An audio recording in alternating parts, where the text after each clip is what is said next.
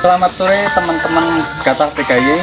Kali ini saya berada di Lembaga Pelatihan dan Pemagangan Usaha Kehutanan Swadaya Wana Wiyata Widya Karya KTH 5 Bersaudara. Di tempatnya Mas Budi yang peternak lebah madu. Kali ini saya memang sengaja datang ke sini jauh-jauh untuk melihat bagaimana sih sebenarnya proses budidaya madu itu. Tidak usah lama-lama, yuk kita langsung cus ke beliaunya. Selamat sore Mbak. Kita dari Gatal PKY. Kebetulan ada informasi bahwa di Kalampangan ini ada petani lebah madu. Makanya saya langsung meluncur ke sini. Saya langsung ke galerinya dulu. Saya nanya-nanya dulu tentang madu ya. Boleh. Ini madu Itu kelulut ya. Kelulut, Oh, madu kelulut dengan madu Apis mellifera. Apis mellifera. Ada dua jenis madu, teman-teman di sini. Yang pertama adalah madu kelulut dan yang kedua madu Apis mellifera. Ini yang kemasan berapa nih, Mbak? Kalau itu kemasan 100 ml, Pak. Kemasan yang paling kecil. Kemasan paling kecil 100 ml. Harganya? Untuk harganya kalau madu kelulut itu 70.000. Yang ini 70.000. Iya, 100 ml 70.000. Wow, sangat murah sekali. Artinya tuh dengan khasiat yang dikandungi dalam madu dengan harga segitu, sangat murah sekali. Terus yang ini kemasannya? Kalau itu kemasan 250 ml. Ini kemasan tanggung 250 ml. Dan ini yang agak gede ya? Ya, itu yang setengah liter. Ini setengah liter. Ya. Harganya? Harganya kalau untuk madu Apis mellifera 150.000. Kalau yang madu kelulut 250.000. Itu ya harganya ya. Kalau madu kelulut 200.000, 250.000. Dan untuk Apis mellifera 150.000. Itu yang informasi saya dapatkan, dan di sini ini kalau pengunjung mau mencicipi silahkan langsung dicicipi di sini. Nah, itu. Saya akan mencoba mencicipi rasa madunya. Ini yang kelulut. Ini yang Apis mellifera. Oke. Saya akan mencicipi dulu yang Apis mellifera.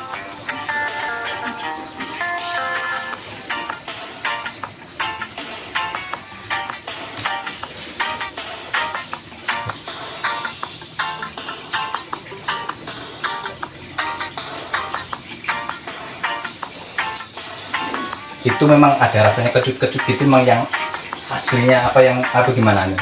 Ya, karena ini kan madu mentah, jadi rasanya itu masih manis, Masih masam. manis ya? Ya. Tidak lama di ini ya, tidak lama di apa namanya? Dimasak. Belum terlalu lama di kemasan ya. Iya. Nah itu teman-teman. Dan gasnya juga Dan masih tinggi. gasnya masih Pak. tinggi. Nah itu. Nah saya yang kedua saya coba di Madu kelulut. madu kelulut. Kalau madu kelulut itu rasanya lebih masam nanti, Pak. Lebih masam ya? Ya, agak ada pahitnya juga. Oh gitu. Ya. Nih teman-teman harus tahu juga bahwa perbedaan rasa antara madu kelulut dan madu Apis mellifera.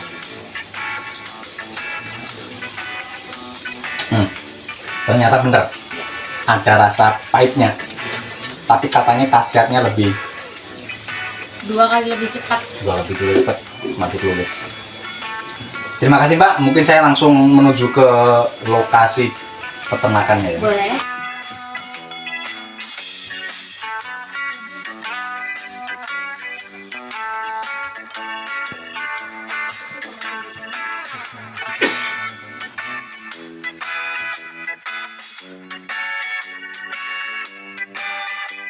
Mas, siap. Sebenarnya tuh apa sih ide apa yang muncul dari dari benak sampai untuk timbul menekuni madu ini loh. Pemadu lebahnya ini loh.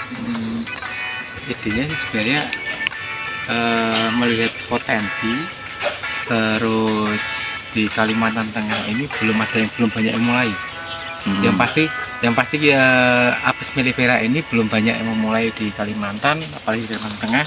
Nah, kita mencoba sesuatu yang berbeda yang belum pernah orang kerjakan, kita coba kerjakan di sini. Yang katanya misalnya kita budidaya di Kalimantan Tengah ini, atau ini kalau mellifera nggak bisa katanya, tapi ternyata kita kerjakan bisa. Artinya itu mencari peluang Mas ya. Ya, mencari peluang. Orang belum mengerjakan, kita kerjakan sampai dulu. lakukan. Nah, begitu. Ya. Berapa banyak ini sudah Mas? Koloninya ini kira-kira ini yang ada ini. Koloni sekarang yang ada ini. Yang ada sekarang ini 60-an, 66 lah. Karena kan ini keluar masuk sampai ya ini ya. Betul, yeah. Jadi kita pengadaan jadi nggak selalu bertahan terus. Lulus bisa sampai 200-an lebih. Oh gitu ya. Nah. Ini juga ini ya. Pemirsa, ini di sini juga dijadikan sebagai tempat wahana edukasi ya. Edukasi, jadi silahkan teman-teman yang mau mengetahui lebih banyak tentang lebah madu ya, silahkan datang ke Mas Yuan Farm. Alamatnya di Desa Kalampangan ya, Borneo Mellifera. Mas Yuan Farm Borneo Mellifera, Jalan Bereng Bengkel nomor 17 RT 3 RW 3 ya. Kelurahan Kalampangan, Kecamatan Sabango, Palangkaraya. Silahkan datang ke sini, nanya-nanya bagaimana proses pembibitannya, bagaimana proses pemeliharaannya. Silahkan di sini, Mas Budi terbuka. Siap. Tujuannya di sini ya mengembangkan sesuatu, tidak hanya mengandalkan alam. Tadi kita mengandalkan alam, misalnya kelulut ya. Kelulut kita harus mengandalkan yang dari hutan. Nah, setelah kita budidaya kita bisa mengembangkan. Tujuannya seperti itu. Dan rasa madunya juga sama ya. Betul. Karena lebah itu kan tergantung dari sumber pakan saja ya.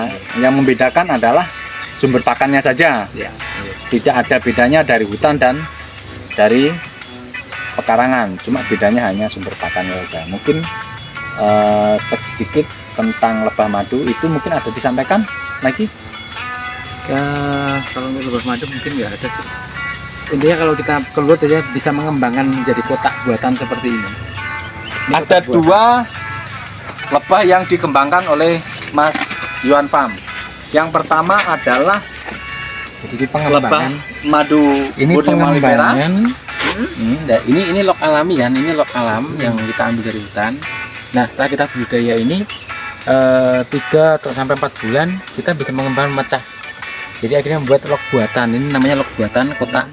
Kita buat dari papan, kita pecah di sini, akhirnya nanti juga sama, hasilnya juga akan seperti lok alami ya. Oke. Saya garis bawahi di Borneo Mellifera ada 2 jenis lebah yang dibudidayakan. Yang pertama kalulut, yang kedua Borneo Mellifera. Dan Apis mellifera. Itu ya informasi dari KTPKI. Selamat datang di Mas Yuan Farm, silahkan datang ke sini.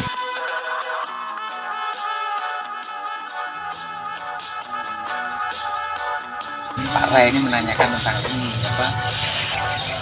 ratu itu ada musim kawinnya enggak?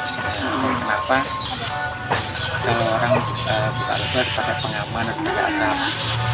Sementara kalau di sini kayaknya enak-enak aja, aman aja. Asap itu ya, kalau misalkan lebah itu pas agresif, mereka akan mencium aroma kita, dianggap sebagai predator, dianggap sebagai musuhnya. Nah, itu menghilangkan aroma kita. Jadi mereka kacau oleh asap tadi. Nah, kalau pengaman, jadi kalau agresif mereka akan menyerang ke di arah kita. Terus yang tadi pertanyaan tentang musim kawin atau ini ya, lebah pekerja itu, nah pekerja itu sebenarnya betina semua.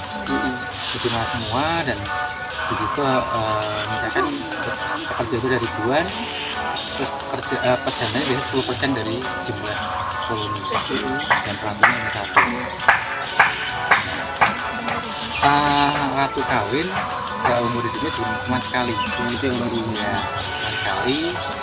Proses kawinnya pun mereka di udara, jadi saat udah mulai masa saatnya kawin dia akan merangsang pejantan, dia akan terbang keluar setinggi-tingginya. Nanti ada beberapa pejantan yang akan mengikuti, dan pejantan yang benar-benar bisa mengejar ratu tadi dia akan melakukan perkawinan di ujung.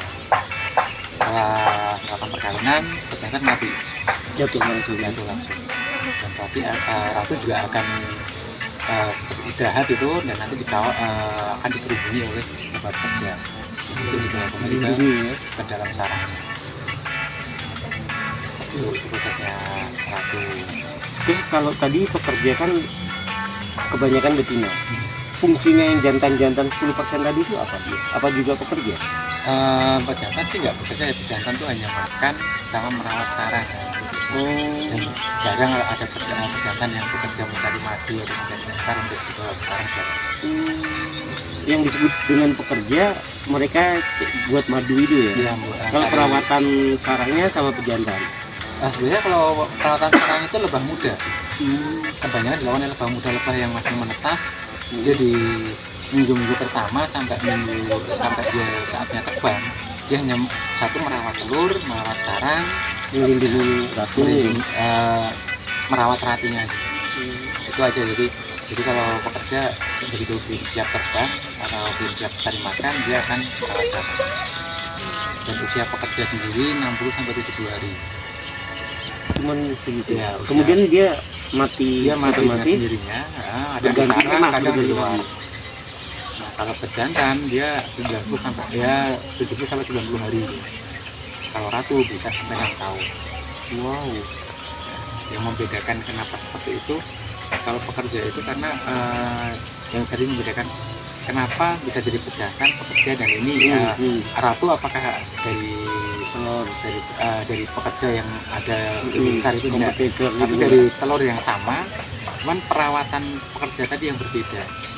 Misalkan kalau pekerja dia hanya mendapat 2 tetes nih real jelly, itu jadi pekerja. Kalau pejantan dia bisa lebih banyak dari pekerja. Kalau ratu bisa paling banyak sendiri, dan dia akan menetas ini lebih besar, dan bentuk selnya pun dia lebih panjang. Jadi kalau pekerja dia rata dengan sarang, kalau pejantan dia agak muncul, tapi kalau ratu bisa memanjang sampai 1 cm. Yang kalau kita melihat di dalam sarang, kok ada nih telur yang tertutup merata, ada yang agak menonjol, ada yang lebih panjang. Nah, itu membedakan mana pekerja, mana telur pekerja, mana telur pejantan, mana telur ratu. Dan tadi dikatakan ratu itu dia cuma sekali melaksanakan perkawinan. Nah, setelah itu dia tidak kawin lagi, Tidak. tapi tetap bisa menghasilkan Tetap menghasilkan sampai dia mati. telur. Ya. Jadi masa produktifnya 1 sampai 3 tahun dia produktif, 4 tahun ke atas dia udah nggak produktif. Jadi Apa dia termasuk hermafrodit ya? Tidak. Apanya dia bisa menghasilkan anak sendiri gitu kayak enggak, gitu. jadi telur dia, biasanya telur terus. Nah, setelah telur ya udah telur terus. Jadi kalau kita Dan dia tidak akan, selama dia masih hidup, dia tidak akan menghasilkan telur ratu. kalau telur ratu itu semua sama, dia telur ratu ataupun pekerja itu sama. Cuman yang membedakan cara asupannya. Jadi kalau anggapannya di sini ya, kita paling mudah telur itu tadi kuning telur. Nah, terus royal jelly tadi putih telurnya. Nah, saat pekerja atau ini memberi royal jelly ke telur, itu misalnya untuk pekerja hanya 1 tetes misalnya. Terus kalau untuk pejantan dikasih 2 tetes. Kalau ratu dikasih 5 tetes. Jadi putih telurnya lebih banyak ratu. Jadi kalau ini anggapannya seperti itulah. Nah, dalam koloni tersebut apakah nanti dia bisa menghasilkan ratu lagi? Bisa. Dan tidak berkompetisi dengan ratu lama. Misalkan itu terjadi kalau seperti ini, misalnya koloni itu sudah penuh di satu kotak itu sudah berisi penuh, dan nanti akan ada beberapa pekerja yang akan merawat calon ratu baru. Tujuannya untuk memecahkan diri. Misah koloni dia Misah berarti ya? koloni ya. Tapi kalau di dalam budidaya ini kan yang kita lakukan sudah antisipasi semua. Jadi misalnya kita sudah melihat, oh ini penuh nih, oh ini saatnya kita pecah, kita harus bisa buat ratu sendiri. Dan kalau di budidaya ini kan sebenarnya kalau sudah ratu, kita udah tahu nih ratu ini dia 3 tahun, segera diganti. Jadi ratu yang lama kita buang, ganti ratu yang baru. Itu yang butuh keterampilan itu ya. Nah, itu yang harus kita Aku bertanya juga, dalam sekali kawin kan katanya dalam koloni satu ratu sekitar 200 lebah pejantan. 10%. Ya, 10%-nya segitu. Nah, dalam perkawinan sehari itu katanya telur pejantan tuh memberikan sekitar apa ya kalau disebut tadi tuh kayak spermanya gitu, sekitar 200 ya. 200 sperma ke ratu. Sedangkan ratu kan bisa bertelur sekitar 1000 sekian telur dalam sehari. Iya. Berarti itu dalam sehari ratu bisa melakukan perkawinan berapa kali? Ratu hanya kawin sekali seumur hidup. Satu kali jantan ya. doang. Ya, satu atau dua jantan dia bisa ngawini dalam satu kali musim kawin tadi, dan setelah itu ratu kan bertelur terus. Itu yang kita baru tahu ini. Jadi tidak melakukan misalkan dia mau betul dia harus kawin lagi, enggak. Jadi setelah misalnya setelah dari seperti telur hewan lain berarti ini ya. ratu itu kan dari telur dulu nih, terus akhirnya diarami, dia 12 hari sampai 15 hari menetas. Nah, setelah menetas dia punya waktu sampai 10 hari untuk mempersiapkan dirinya. Jadi nanti 7 sampai 10 hari itu dia akan mulai merangsang mulai musim kawin atau dia udah siap kawin, dia akan merangsang pejantan untuk ngawin. Gitu. Berarti diganti sama ratu baru gitu. Enggak. Kawin dengan itu. Enggak, ya itu ratu tadi yang kawin itu akan kembali ke sarang, jangan terus Sebagai selamanya di ratu situ. koloni dia. Jadi kenapa bisa sampai 1000 atau 2000 butir per hari? Itu tergantung dari asupan, bukan karena perkawinannya, bukan. Asupan makanan yang dimakan oleh ratu. Jadi saat kita mau budidaya ini kita harus juga melihat potensi daerah kita. Ratu bisa menghasilkan telur banyak kalau dia asupan bipolen dan nektarnya cukup. Asupan bipolen tadi misalkan dari bunga matahari, dari bunga jagung, nah itu paling bagus untuk produksi. Jadi ratu akan bisa bertelur sampai ribuan itu kalau dia asupan makanan bipolennya bagus. Dikira tadi karena perkawinan jantan. Terus jantan sisanya? Dan sisanya hanya sebagai pelengkap di koloni aja. Dan itu Dia perawatan. misalkan nanti pejantan itu udah mati dan dia saya pekerja nggak mau buat pejantan, dia nggak akan ada lagi. Sama seperti tadi yang kita buka, ada kotak yang dia udah nggak ada pejantan di situ. Karena ratu udah produktif, dia nggak perlu pejantan lagi. Tapi kalau misalkan lebah pekerja ini merasa ratu ini udah tua, udah nggak produktif, dan dia pekerja ini pengen ganti ratu, dia akan menciptakan telur-telur pejantan tadi. Dan mereka alami ya? Secara alami, ya. Pokoknya selama ratu udah nggak produktif atau koloni udah semakin banyak, maka akan muncul telur pejantan. Telur pejantan. Nah, telur pejantan itu tujuannya nanti untuk menggantikan. Keren. Kalau pengen mendalami ya sampai seperti itu nantinya. Terus untuk membedakan lebah ratu, pejantan sama pekerja itu gimana Kak? Nah, kalau pekerja biasanya lebih banyak di dalam satu kotak itu dia paling banyak sendiri dan dia ada sengatnya di belakang.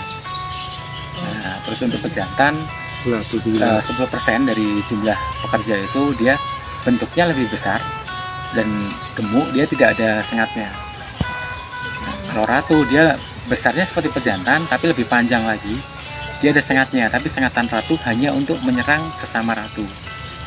Dia tidak akan menyerang predator atau orang di sekitar, tapi hanya untuk bertanding antara ratu dengan ratu yang lain. Jadi rebutan wilayah gitulah kalau misalkan ya. Bukan. Intinya bukan rebutan wilayah. Misalnya dalam satu kota ini akan ada 2 ratu yang menetas misalnya. Nah, saat ada 2 ratu menetas ini, 2 ratu ini akan saling berkelahi atau tarung di situ. Siapa yang menang itu yang menjadi ratu di situ. Dan Yang itu satunya dia harus pindah berarti. Mati. Oh, mati. Mati. Jadi kalau misalkan di kota itu ada misalnya 2 ratu lama, terus ada ratu baru yang dibuat, dan ketahuan ratu yang lama itu akan dibunuh oleh koloni juga. Karena koloni itu atau pekerja tadi ngikutin ratu nggak boleh ada ratu yang lain, itu akan dibunuh. Karena ada aroma sendiri ratu yang lama itu. Terus dari segi warnanya? Segi warnanya dia lebih kuning, ada hitam juga ada sih sebenarnya. Paling berikan besar kecilnya. Kalau misalkan ratu tergantung dari ini juga ya, dari telur, dari ini dia ada yang kuning, ada yang bisa hitam. Semakin laut semakin hitam.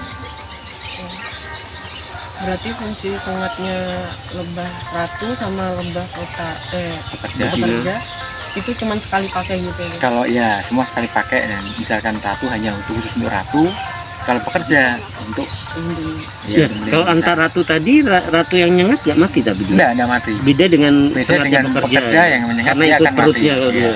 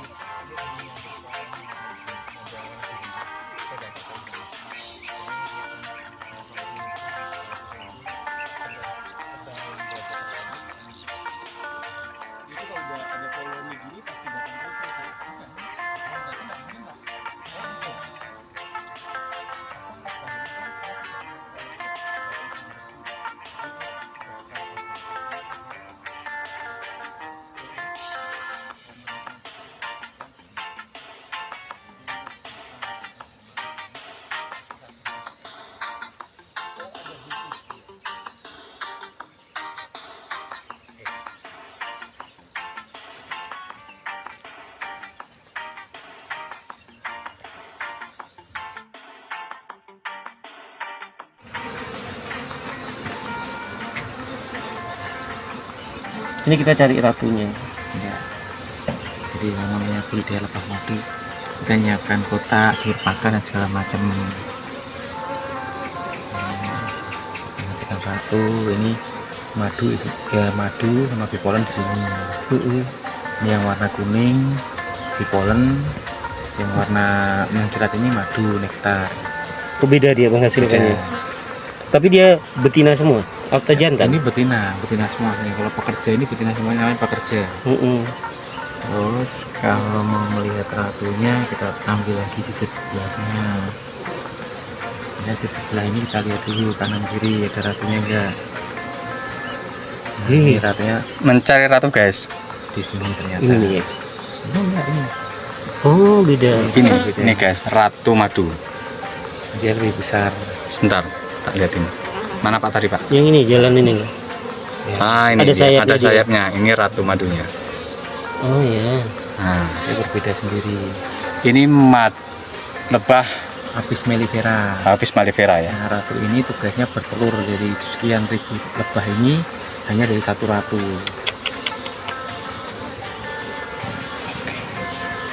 Keren.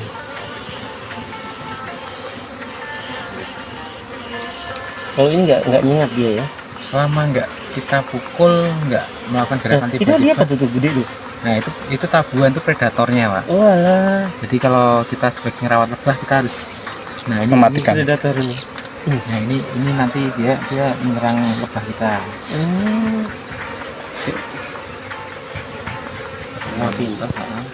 Di sini juga menerima terapi lebah ya. Lebah tinggal selesai. Nah ini, teman-teman kalau mau berobat sakit pinggang apa segala macam bisa terapi alternatif. Lebah kalau kita pegang ini, Tapi dia kan mati kan? mati. Artinya lebahnya berkorban dia. Iya. Sebenarnya dia nggak menyengat kan, kita pegang nggak menyengat, dia kembali lagi. Menyengat Karena tidak kalau dia serang balik. ditekan, nah dia baru nyengat. Kalau nggak tertekan dia nggak menyengat.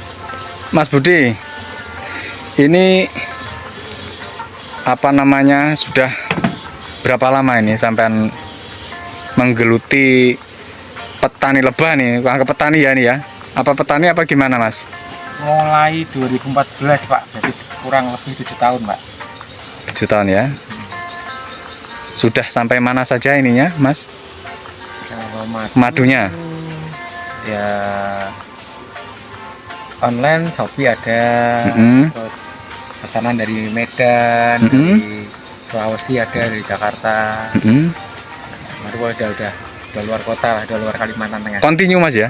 Continue. Nah itu. Oke. usaha dari tahun 2014 atau 12? 14. 2014 sampai sekarang, dan madunya sudah melanglang buana ke seluruh wilayah Indonesia.